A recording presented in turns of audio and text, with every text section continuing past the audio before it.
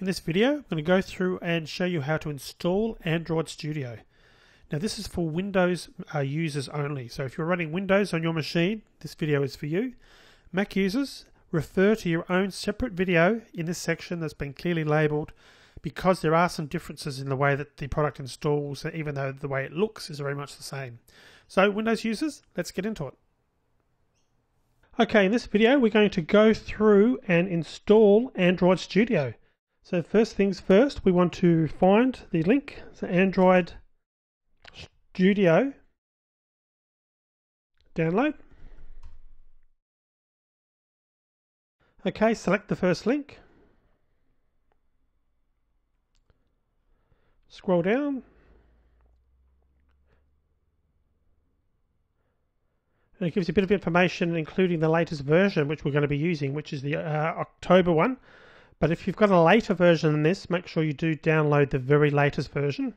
There's also some talk on the page about SDK Manager, but I'm assuming you've already downloaded and installed the Android Developer Tools, and that had SDK Manager already, and we're going to sort of use that version of the SDK Manager to avoid you having to do any more configuration.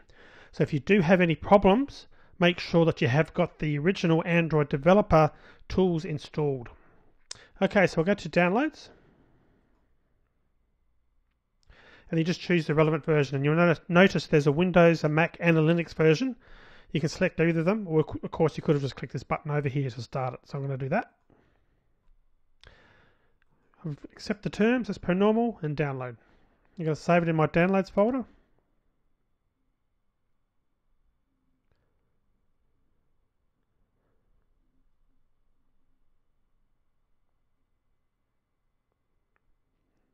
Okay, it's finished. I'm going to go and find the location where I saved it. I'm going to go to the same place I was, or that I've installed my other files, the same sort of subfolder. I'm going to paste it in there. I'm going to extract it, just as I did before. And I'm not going to create that subdirectory. I'm just going to put it so it's just in the sort of root level folder. Extract. And then we just wait till that's finished extracting.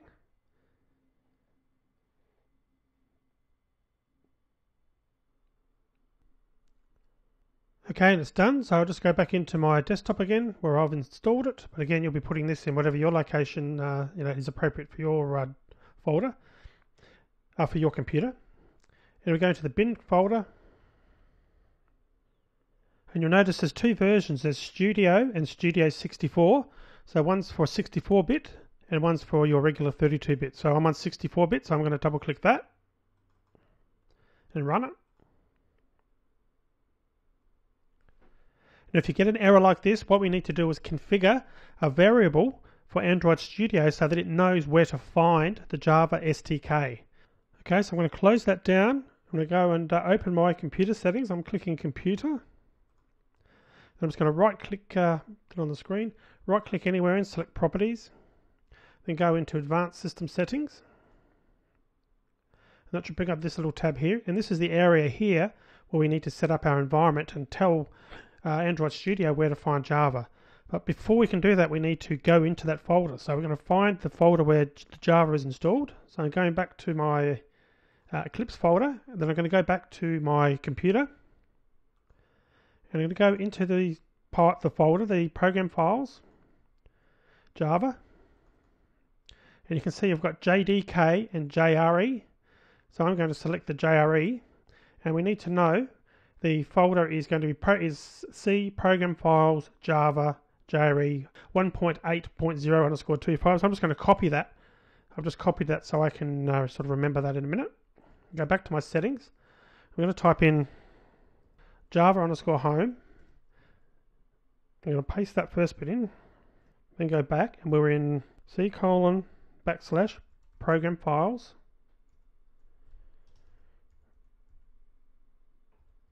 Java/JDK as per what was on the screen. Click on OK. That's now set up a user variable, as you can see there, which should be pointing to our folder. If I've got it right, I'm going to click OK. Click OK.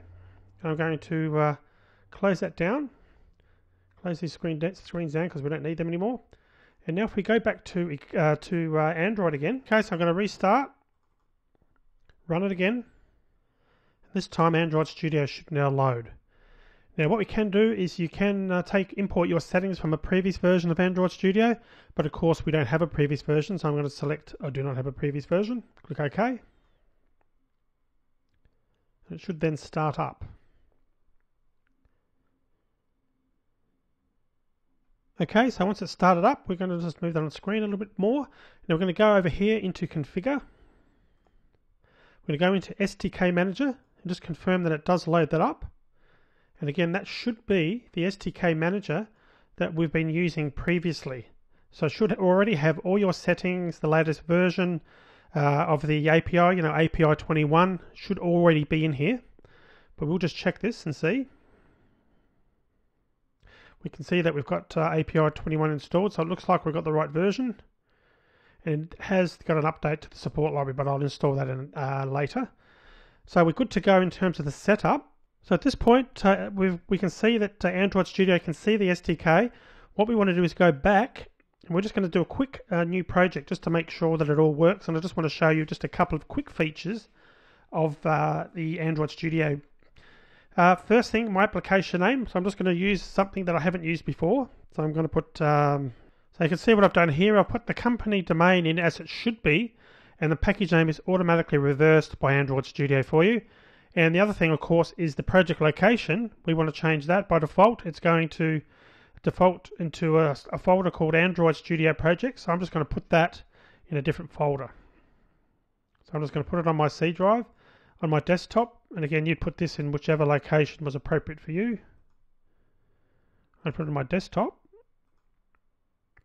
and we'll just call that, we'll create a new folder by clicking this button here, and we'll call it Android Studio Projects. Okay, so I'm going to put all my projects in there. So you can now see we've got desktop Android Studio Projects, my test project. Click on Next. Now you can see what changes here. By default, it tells you like lower API levels target more devices, as we've learned, but have fewer features available. And you can see here it's telling you by targeting API 15 and later, your API will run on approximately 87.9% of the devices that are active in the Google Play Store. And because Android Studio is developed by Google, we're getting these types of stats, which is fantastic. But we can override that. We can click on this. We can go back and say, no, we want Jelly Bean. Jelly Bean's still 78.3. So I'm quite happy still with API 16 to use that as a minimum. But if you wanted to, I mean, we can go all the way back up to literally the first version. And obviously, if we did that, 100% of the devices are going to be able to run it. But of course, we've got a lot more functionality we can't use. So I'm going to stick to what I've done throughout the course and use API 16. Now, these options here we won't need, but obviously at some point, we can target TV projects for Android TV or Google Wear, but we're not going to do that this time. Go Next. Oh, you notice the other thing is the target SDK is not here, and that's because it assumes the latest version automatically, in this case API 21. Okay, and again this screen looks a little bit different. You've got lots more options here in Android Studio for defaults.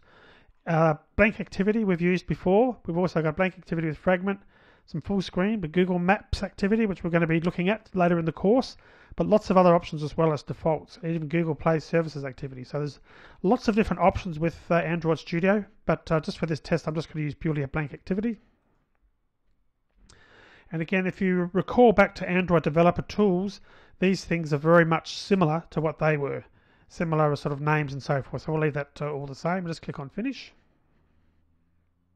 Now this will look a little bit different, but what I'll do is I'm going to create another video and just walk through the structure of an Android Studio project. It still is to a large degree, obviously an Android project, but there's a few things that are a little bit different in terms of using Gradle and so forth for building the project. And also the editor has changed significantly as well.